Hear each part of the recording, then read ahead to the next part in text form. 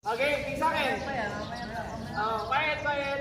Ang gagawin natin ay throwing from shuttlecock using forehand lift technique. Forehand netting technique. Paano sa gawin? Okay, ito. Punta kayo sa mga guys. Kaya sa rin, ka. May pa dyan. Kaya James, kaya ano pala? Ito na. Ano mo? James.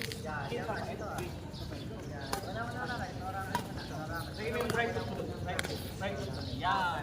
Ang focus natin ay knee foot alignment, pantayin tuhod sa paa.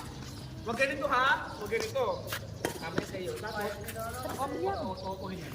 And then huwag mo yan ganyan para iwas injury. Ganyan lang ha. Tingin sa akin, tingin. Libre kita. Kuha ng shuttlecock. Tara. Dito ka sa akin, pwede. Tara. Kuha ng shuttlecock. Ilalagay yung thumb sa loob. Get one. Pwede dito ka lang. Isushoot lamang. Isushoot. Stop lang.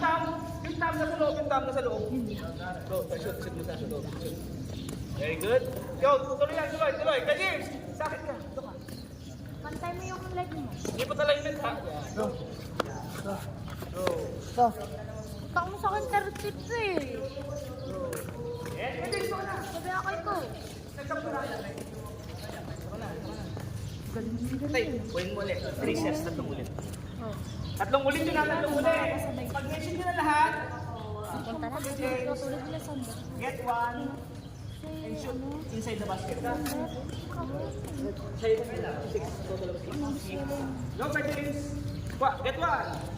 Put your thumb inside. Yan. Shoot mo dun. Ako din sa pag... Yun, very good. Come and let go. Ay, shoot mo. Yan.